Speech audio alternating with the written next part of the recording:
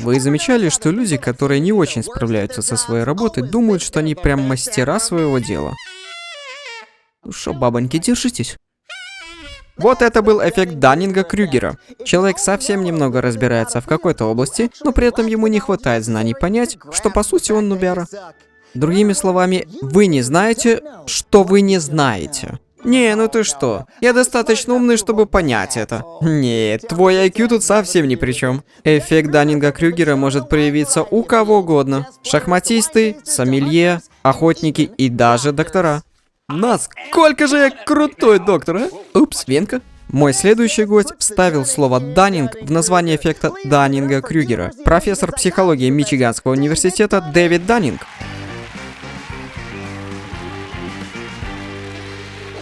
И откуда мне знать, что он эксперт? Может быть, мне это кажется из-за моих предубеждений.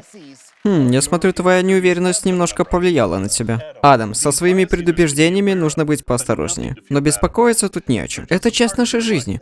Более того, убеждения могут быть полезны. Наш мозг использует их как паттерны, чтобы быстро анализировать информацию. В современном мире без этого никак. И зачастую мозг выдает нам правильный ответ, но не всегда. И вот тут уже нужно быть осторожным. Окей. Но как? Во-первых, прими. Не отказывайся от мысли, что ты можешь чего-то не знать. Во-вторых, собирай фидбэк. Числа не врут.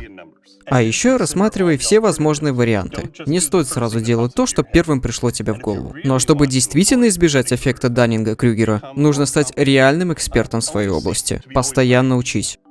Обучение — это моя тема. Да и все наше шоу основано на получении фидбэка. У нас есть целая команда исследователей, а еще мы консультируемся у профессионалов типа тебя. Спасибо, Дэвид. Ты мне действительно помог. Дэвид, я думал, ты будешь на моей стороне.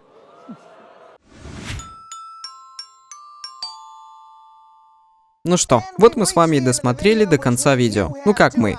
Вы. Я-то переводил и озвучивал, поэтому не стесняемся, подписываемся на канал, жмите лайки, короче, вся вот эта модная лабуда, что принято говорить.